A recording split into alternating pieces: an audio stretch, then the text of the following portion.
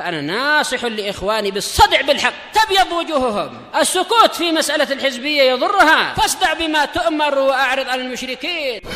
سلامي على دماج ورجالها والشيخ يحيى ودار العلم يا سعد بانيها. الحمد لله حمدا كثيرا طيبا مباركا فيه كما يحب ربنا ويرضاه.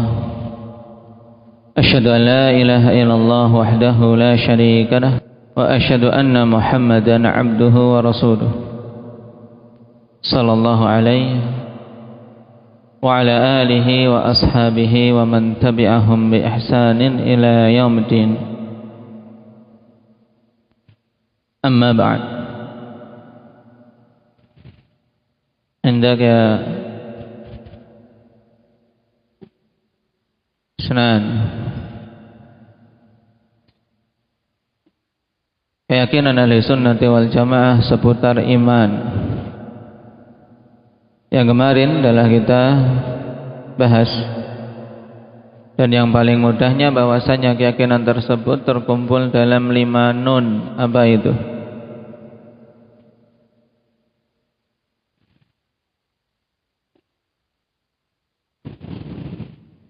Baik, barakallahu fiikum. Nah, ini diingat-ingat teman. Al-imanu i'tiqadun bil janan wa nutqun bil lisan wa amalun bil jawarihi wal arkan. Yazidu bi ta'atir rahman wa yanqusu bi ta'atis syaitan. Nah, dan terkumpul padanya keyakinan ahli sunnah seputar iman teman. Sekarang kita masuk pada pembahasan berikutnya. Qala al-Imam Sa'di rahimahullah, wa min usulihi musa'yu wal jaddu fima yanfa'u min umurid dini wad dunya. Atau as-sa'yu wal jiddu. Di antara pokok-pokok ahli sunnah wal jamaah yaitu as-sa'yu wal jiddu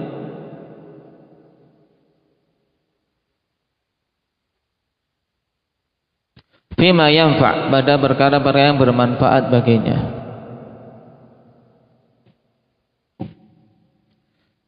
Baik itu pada perkara agama maupun perkara dunia. Dari sini kita katakan ikhwani fillah bahwasanya ahli sunnati wal jamaah bukan para pengangguran, tapi orang-orang yang memiliki kesungguhan pada hal-hal yang bermanfaat. Pada perkara agama itu yang pertama kali diupayakan, kemudian pada perkara dunianya. Ma'al isti'anati billah, disertai dengan memohon pertolongan kepada Allah Subhanahu wa taala. Fahum harisuna 'ala ma yanfa'uhum wa yasta'inuna billah. Sebab ahli sunnati wal jamaah itu orang-orang yang bersemangat pada perkara-perkara yang bermanfaat bagi mereka, dan mereka senantiasa memohon pertolongan kepada Allah Subhanahu wa taala pada upaya-upaya yang mereka lakukan. Dan pada poin ini mereka memenuhi apa yang Rasulullah sallallahu alaihi wasallam perintahkan dalam hadis yang diriwayatkan oleh Imam Muslim. Ihris 'ala ma yanfa'uka wasta'in billah wa la ta'jiz. Ini perintah dari Nabi sallallahu alaihi wasallam, bersemangatlah pada perkara yang bermanfaat bagimu dan mintalah pertolongan kepada Allah Subhanahu wa taala dan jangan melemah. Tayyib. Jadi ini unsur-unsur untuk seorang ikhwani fillah mencapai keberhasilan pada setiap tujuannya, baik pada perkara dunia maupun agamanya apalagi. Yaitu apa? Bersemangat pada hal yang bermanfaat. Apa Yahya? Yang pertama kali harus diwujudkan, bersemangat pada hal yang bermanfaat. Yang kedua, apa Umar? Minta pertolongan kepada Allah Subhanahu wa taala. Kemudian yang ketiga, tidak melemah, tidak mudah menyerah. Nah, kenapa? Karena terkadang seorang semangat, sudah minta tolong kepada Allah Subhanahu wa taala, tapi datang ujian, Allah Subhanahu wa taala timpakan ujian, ada kesulitan yang didapat, kemudian langsung melemah dan tidak ada semangat lagi, maka ini akan gagal. Nah, maka bimbingan Nabi sallallahu alaihi wasallam tadi akhwani fillah sudah sangat jelas. Nah, untuk seorang mukmin mencapai mukmin yang kuat.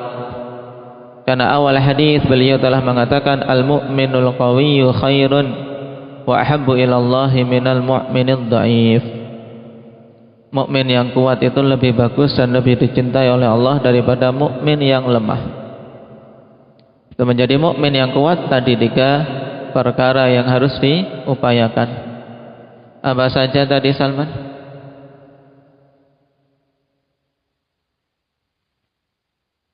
Nah, bersemangat pada perkara yang bermanfaat. Kedua,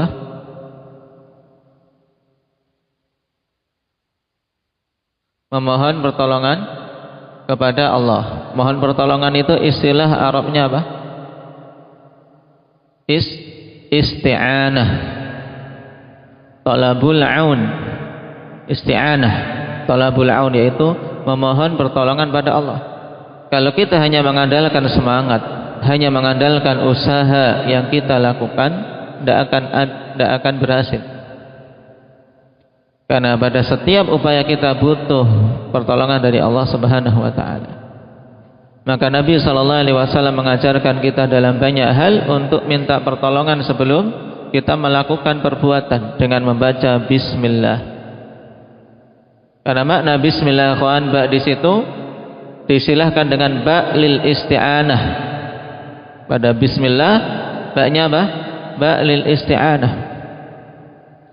Nah, aku memohon pertolongan kepada Allah Subhanahu wa taala untuk melakukan pekerjaan ini. Kalau dia mau membaca ya bismillah untuk membaca. Nah, ketika mau makan bismillah. Nah, untuk bisa makan. Walaupun nasi, lauk sudah ada di depannya, semuanya sudah tersedia lengkap. Kalau Allah tidak memberikan pertolongan untuk bisa makan, tidak akan bisa dia makan. Nah, sudah masuk muntah, iya kan? Kalau tidak ditolong oleh Allah Subhanahu wa taala, nasi tersebut masuk ke perut kalian juga tidak akan bisa masuk.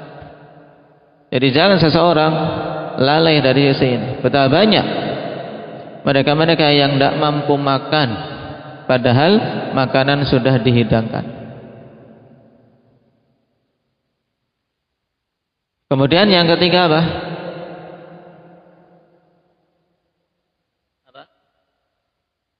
Tidak gampang menyerah. Naam. Taib wala ta'jiz. Jangan melemah, jangan cepat menyerah ketika ada ujian di tengah jalan. Qala rahimahullah, wa kadzalika yuhaqqiquna al-ikhlasa lillahi fi jami' harakatihim. Demikian pula ahli sunnati wal jamaah, mereka mewujudkan keikhlasan untuk Allah Subhanahu wa taala pada semua gerakan-gerakan mereka. Pada semua jerih payah ahli sunnah, mereka mewujudkan ikhlas. Mulai dari belajarnya mereka ketika menuntut ilmu. Menuntut ilmu, menghafal Al-Quran, menghafal hadis, mempelajari hukum-hukum syariat. Ahli sunnati wal jamaah menyeru dan berupaya untuk mewujudkan keikhlasan, sehingga mereka tidak menjadikan ijazah sebagai tujuan. Kita belajar bukan untuk ijazah. Kita belajar bukan untuk mendapatkan sertifikat. Tapi karena ini adalah ibadah, kita harus kalian camkan. Nah, karena perkara ini kita duduk seperti ini ibadah yang agung. Ini juga jihad. Naam, ini jihad yang Allah Subhanahu wa taala bukakan jalannya bagi kita di masa ini. Maka wujudkan keikhlasan. Bukan karena pujian, bukan karena ingin sertifikat, bukan karena terpaksa orang tua. Naam, tapi ikhlas lillah fi jami'i harakatihim, pada semua gerakan-gerakan mereka. Mulai dari belajar, demikian pula ketika menyampaikan dan berdakwah di jalan Allah, bukan untuk mencari upah, bukan untuk mencari gaji.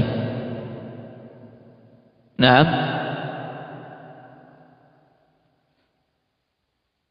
demikian pula pada semua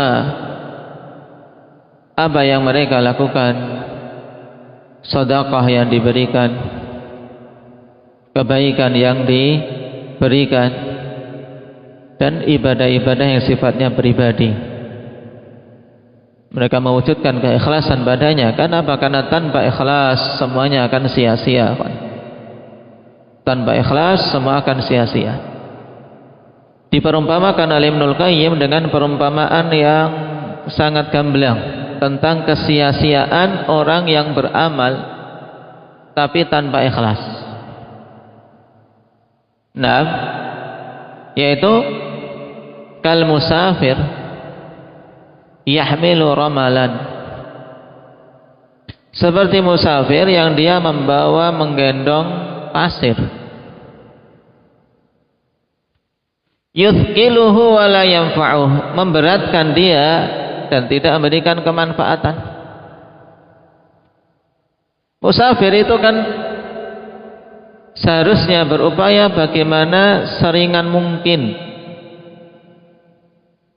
yang dia bawa, tapi yang paling bermanfaat. Air, makanan. Kalau pada zaman sekarang yang paling ringan ya uang. Ya. Lah ini malah bawanya pasir. Nah, ya Akmal, musafir bawanya pasir. Kira-kira gimana? Cuma berat tok, ketika mau berwudu belum bisa kalau dia belum mencari air. Nah, mau minum haus tidak bisa dimanfaatkan pasir. Kelaparan juga tidak bisa dimanfaatkan. Ini pasir memperberat dan tidak bermanfaat. Demikian pula amalan tanpa ikhlas, cuma jadi beban dia tapi tidak memberikan kemanfaatan. Maka ada faedah kawan, amalan tanpa ikhlas.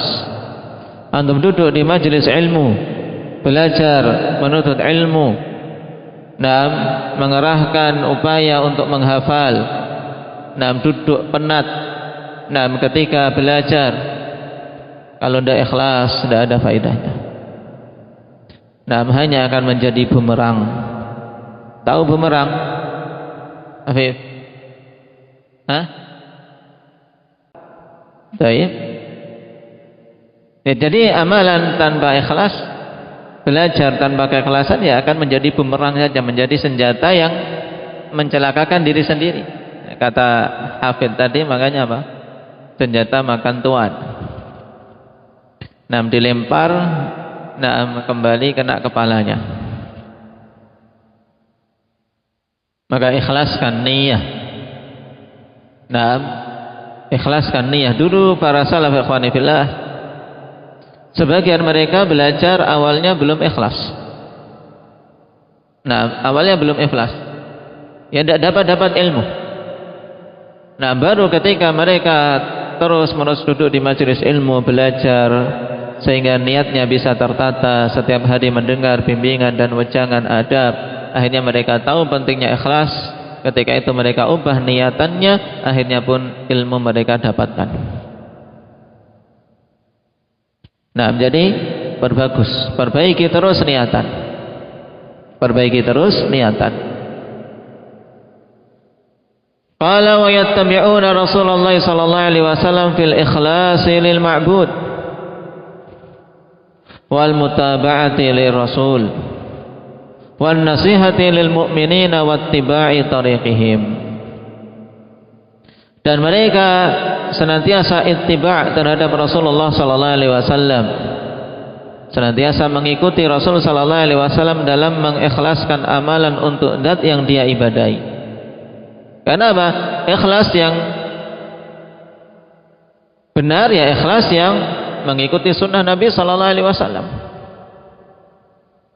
Dan ini tanbih bagus ikhwan. Kalimat ini sekilas kalau seorang tidak jeli, nah kalimat biasa. Wa yattabi'una Rasulullah sallallahu alaihi wasallam fil ikhlasi lil ma'bud. Seorang ittiba dalam mengupayakan keikhlasan kepada zat yang dia ibadahi. Kenapa? Karena di sana ada kaum yang mengklaim ikhlas. Bahkan mungkin pembicaraan tentang ikhlas banyak sekali mereka bicarakan. Tapi keikhlasan yang tidak mengikuti Nabi sallallahu alaihi wasallam. Dan sayangnya hal ini ikhwan, pengertian ikhlas yang tidak mencocoki sunnah Nabi sallallahu alaihi wasallam ini banyak diungkapkan di lisan-lisan awamun nas. Kita ditanya ikhlas itu apa? Ikhlas itu tidak pamrih. Ikhlas itu tanpa pamrih, tidak mengharapkan apa-apa. Ya enggak? Pernah dengar demikian? Ikhlas apa sih? Ya, seorang beramal tanpa pamrih, tidak mengharapkan apa-apa. Ini ikhlas bukan? Ini ikhlas yang salah. Memahami makna ikhlas yang salah. Karena ikhlas dalam beramal bukan berarti dia tidak ada harapan apa-apa, tidak mengharapkan apa-apa. Bahkan kita harus mengharap. Sebagaimana Nabi SAW banyak dorong kita dalam beramal untuk mengharap. Tapi apa? Mengharapnya bukan mengharap pujian, mengharap imbalan manusia, tapi semata-mata mengharap apa? Mengharap pahala dari si Allah, mengharap keridhaan Allah Subhanahu wa taala. Inilah ikhlas. Makanya ahli sunnah mereka mengikuti Rasul sallallahu alaihi wasallam dalam mengikhlaskan amalan mereka kepada Allah. Berbeda dengan kaum sufi. Kaum sufi dan yang semisal dengan mereka ikhlasnya tadi tidak mengharapkan apa-apa, tanpa mengharapkan surga, tanpa mengkhawatirkan dari neraka. Sehingga keikhlasan mereka maknakan apa? Tidak perlu meminta surga dan tidak perlu untuk apa? Meminta perlindungan dari neraka. Ini salah. Ini keikhlasan yang tidak mengikuti Rasul sallallahu alaihi wasallam. Bahkan seorang ikhwanifillah dikatakan ikhlas ketika apa? Memurnikan ibadahnya semata-mata untuk Allah Subhanahu wa taala dengan apa? Niatan yang saleh tadi. Niatan yang benar, yaitu mengharapkan pahala dari sisinya, mengharapkan keridhaan dari Allah Subhanahu wa taala, dan memohon agar dijauhkan dari neraka. Terkumpul harapan dan kekhawatiran. Wal mutaba'ati lirrasul, dan juga ahli sunnah itu ittiba dalam mengikuti Rasul. Ya. Dalam mengikuti Rasul sallallahu alaihi wasallam mereka juga apa? Ittiba terhadap Rasul. Yaitu maksudnya apa? Ketika mutaba'ah terhadap Rasul, mereka mengikuti apa-apa yang memang dibimbingkan Rasul untuk kita ikuti. Karena di sana ada hal-hal yang kita tidak dibimbingkan untuk mengikuti Rasul sallallahu alaihi wasallam. Pada hal-hal yang merupakan kekhususan beliau, misalnya seperti puasa wisal. Puasa wisal Nabi tidak memerintahkan kita untuk mengikutinya. Tidak senang kaum muslimin mengikutinya, bahkan melarang. Ini contoh. Sehingga dalam mutaba'ah mereka pun mutabaahnya benar. Demikian pula ittiba terhadap Rasul dalam menasihati kaum mukminin dan mengikuti jalan mereka. Dan ahli sunnati wal jamaah kaum ikhwanifillah yang mereka sangat bersemangat untuk menyampaikan nasihat, walaupun dengan sebab itu banyak dicela dan dicerca. Mereka memperingatkan manusia dari bid'ah, dari kesyirikan, dari kemaksiatan. Yang perkara-perkara ini kebanyakan manusia alergi kalau kita memperingatkan hal-hal itu. memperingatkan dari kesyirikan. Nah, banyak yang enggan, banyak yang marah, dikit-dikit syirik menurutnya. Memperingatkan manusia dari bid'ah juga banyak yang marah, padahal itu adalah nasihat bagi kaum mukminin. Nah, sehingga dari sini kita ketahui kebenaran perkataan sebagian ulama kita, ahlus sunnati arhamun nasi bin nas. Ahli sunnah itu orang yang paling sayangnya terhadap manusia. Makanya mereka menyeru kepada tauhid dan memperingatkan dari syirik, menyeru kepada sunnah dan memperingatkan dari bid'ah, menyeru kepada ketaatan dan memperingatkan dari kemaksiatan. Maka kita wujudkan itu akhwan pada setiap gerak-gerik kita. Nah, qala faslun wa yashhaduna anna Muhammadan 'abduhu wa rasuluhu arsalahu Allah bil huda wa dinil haqqi liyudhhirahu 'ala ad-din kullih.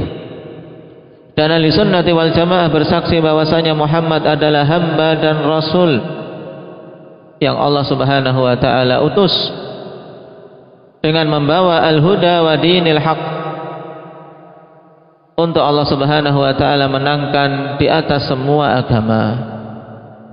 Tapi pada kalimat ini sangat jelas apa yang dipersaksikan oleh ahli sunnati wal jamaah. Mereka mempersaksikan bahwasanya Nabi Muhammad adalah abduhu wa rasuluh. Kita persaksikan Nabi Muhammad sallallahu alaihi wasallam adalah hamba Allah. Maksudnya apa? Kalau kita bersaksi bahwasanya beliau adalah hamba, berarti tidak boleh kita apa? Tidak boleh kita ibadahi. Tidak boleh kita yakini dengan keyakinan-keyakinan yang itu merupakan kekhususan Allah. Seperti misalnya keyakinan rububiyah, tidak boleh kita berikan kepada Nabi sallallahu alaihi wasallam. Seperti yang diyakini kaum Sufiyah dan yang lainnya, meyakini Nabi mampu memberikan kemanfaatan atau menimpakan kemandaratan dalam keadaan beliau sudah wafat. Ini tidak bisa. Di masa hidupnya saja Nabi diperintahkan untuk mengatakan, "Qul la amliku li nafsi darran wala naf'a." Nah, "Qul la amliku li nafsi naf'an wala darra." Di surat Al-A'raf. Naf'an dulu. Katakan wahai Nabi, aku tidak memiliki kemampuan untuk diriku sendiri untuk memberikan kemanfaatan atau menimpakan kemandaratan, apalagi kepada orang lain, apalagi setelah beliau wafat. Karena beliau apa? Beliau hamba. Beliau adalah hamba. Jadi masih bersifat dengan sifat-sifat hamba, makan, minum. Dan sebagaimana hamba biasa, tidak boleh diibadahi, tidak boleh diserahkan perkara-perkara rububiyah seperti yang diyakini oleh sebagian orang dalam salawatan mereka, tunhalu bihil uqadu wa tanfariju bihil qurabu. Semua buhul-buhul dengan Nabi tersebut dilepas, kesulitan-kesulitan dengan Nabi itu diberi jalan keluar. Ini semuanya keyakinan batil. Nah, dan ahli sunnah jauh dari yang demikian. Mereka meyakini bahwasanya Nabi Muhammad adalah hamba Allah, tidak boleh diibadahi. Wa rasuluh, dan meyakini bahwasanya beliau adalah utusan Allah. Hamba, tapi hamba khusus, hamba terpilih, karena beliau adalah Rasulullah. Nah, sehingga la yukadzab, tidak boleh didustakan, tapi dibenarkan khabar-khabarnya dan ditaati perintah-perintahnya. Nah, arsalahu Allah bil huda wa dinil haq. Allah Subhanahu wa taala utus beliau dengan membawa al huda wa dinil haq, sebagaimana dalam ayat di surat As-Saff, "May ya'ti biha." Bagaimana humam ayatnya? Nah, taib. Di surat As-Saff, "Huwallazi arsala rasulahu bil huda wa dinil haq liyudhhirahu 'ala ad-din kullihi walau karihal musyrikun." Dalam Al-Fatih, "Wa kafa billahi syahida." Cukup Allah sebagai saksi atas hal tersebut. Naam, Allah akan menangkan agama ini di atas semua agama, walaupun orang-orang musyrikin tidak suka. Dan makna al-huda wa dinil haq telah datang penafsiran dari para salaf akhwan bahwasanya al-huda ilmun nafi' wa dinul haq amalun salih. Nabi diutus dengan membawa al-huda, yaitu petunjuk, yaitu membawa ilmu yang bermanfaat. Karena apa? Ilmu yang bermanfaat ya yang dibawa oleh Nabi SAW, yang beliau ajarkan kepada para sahabat, kemudian diteruskan untuk sampai kepada kita. Ini makna al-huda. Apa makna al-huda tadi? Tarik. Ilmun nafi' wa dinul haq. Yang dimaksud dengan dinul haq, amalun salih, amalan yang saleh. Nah, agama yang hak ini adalah amalan saleh. Nah, untuk Allah Subhanahu wa taala menangkan beliau atas semua agama yang ada. Qala wa annahu aula bil mu'minina min anfusihim, dan bersaksi bahwasanya Rasulullah sallallahu alaihi wasallam itu adalah orang yang memiliki hak terbesar terhadap kaum mukminin daripada diri-diri mereka sendiri. Hal ini sebagaimana ditegaskan dalam surat apa? An-Nabiyyu aula bil mu'minina min anfusihim, Badri, dalam surat Al-Ahzab. Dan dalam hadis Rasulullah sallallahu alaihi wasallam mengatakan, la yu'minu ahadukum hatta akuna ahabba ilaihi min ahlihi wa walidihi wan nasi ajma'in. Hadis siapa ini? Muhammad Anas bin Malik, rawahu Bukhari Muslim. Tidak sempurna iman salah seorang di antara kalian sampai aku dicintai lebih dari kecintaannya terhadap keluarga, anak-anak, orang tua dan keseluruhan manusia.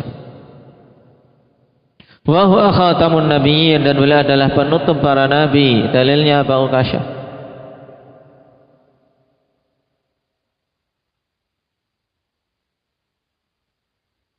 Nah, maka Muhammadun aba ahadim min rijalikum walakin Rasulullah wa khataman nabiyyin. Bukanlah Nabi Muhammad itu bapak dari salah seorang laki-laki di antara kalian, akan tetapi beliau adalah utusan Allah dan penutup para nabi, sehingga tidak ada nabi setelah beliau. Sebagaimana dalam hadis, la nabiyya ba'di wa ana khatamun nabiyyin, la nabiyya ba'di, tidak akan ada nabi setelah. Sehingga siapa saja yang mengaku sebagai nabi setelah diutusnya Rasulullah sallallahu alaihi wasallam, maka dia adalah pendusta. Qala ursila ilal insi wal jinni basyiran wa nadhira. Beliau diutus kepada manusia dan jin untuk memberikan kabar gembira dan untuk memberikan peringatan, dan ini telah kita lewati. Nah, ya ayyuhan nabiyyu inna arsalnaka basyiran wa nadhira wa da'iyan ilallahi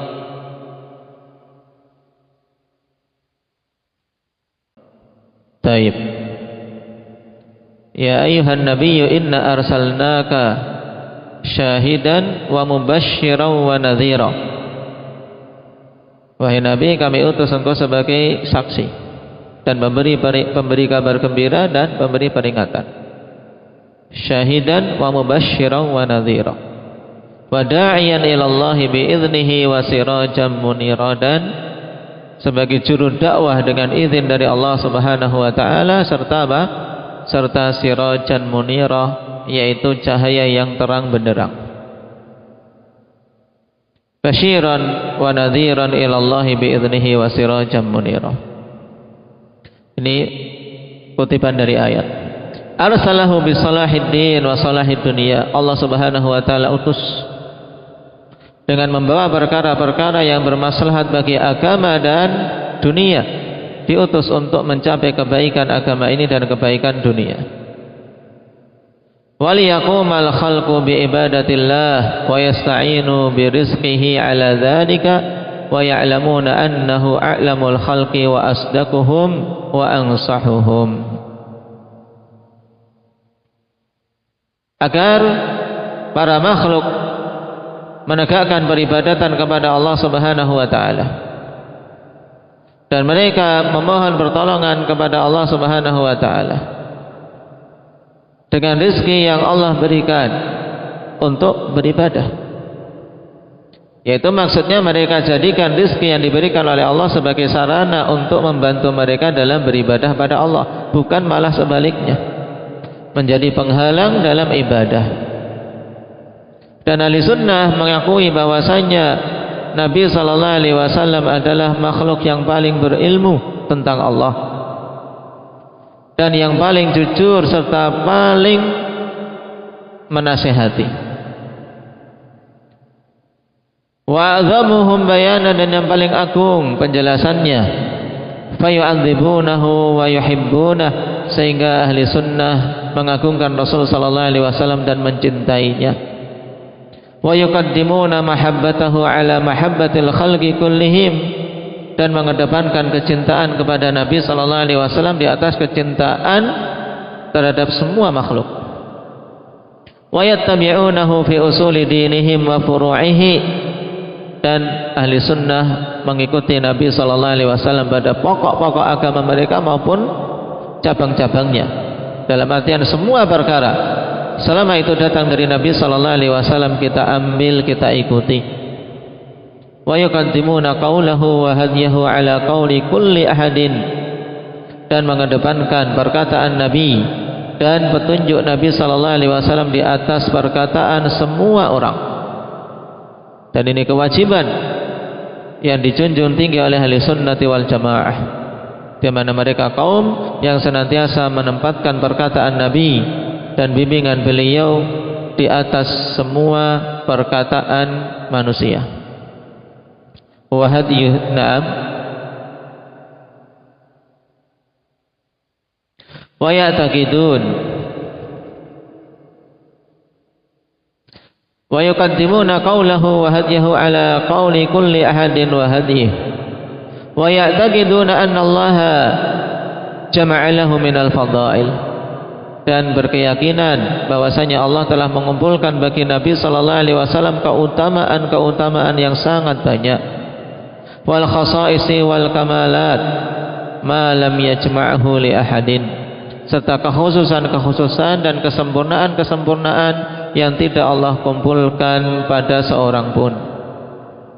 Bahkan Ibnu Al-Qayyim rahimahullah ta'ala tegaskan ikhwan, bahwasanya setiap mukjizat yang Allah Subhanahu wa taala berikan kepada Nabi dan Rasul sebelum beliau, Nabi kita Muhammad sallallahu alaihi wasallam telah diberikan dengan mukjizat yang serupa atau lebih utama. Nah, sehingga terkumpul pada Nabi kita keutamaan yang tidak diberikan pada nabi-nabi yang lain. Dan cukup di antara keutamaan beliau di mana beliau diutus kepada seluruh umat manusia dan bahkan jin, sedangkan nabi-nabi sebelumnya hanya diutus kepada umatnya sendiri.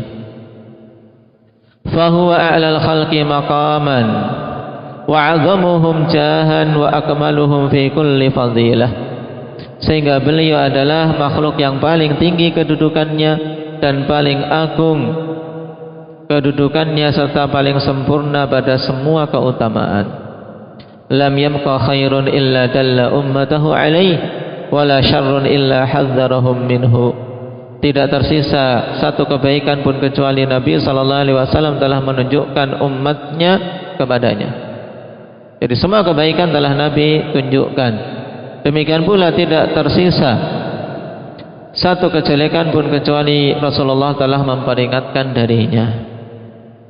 Nah, dan Allah telah menegaskan dalam firman-Nya, al-yauma akmaltu lakum dinakum wa atmamtu alaikum ni'mati wa raditu lakumul Islam madina.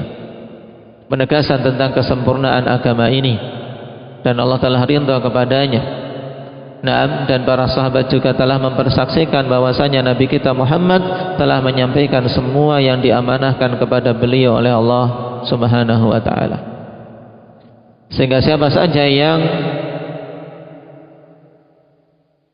meyakini adanya suatu kebaikan belum tersampaikan atau keburukan belum diperingatkan, maka berarti telah menuduh Nabi kita Muhammad berkhianat dalam menyampaikan risalah, dan ini tuduhan yang sangat keji yang bisa mengeluarkan pelakunya dari keislaman.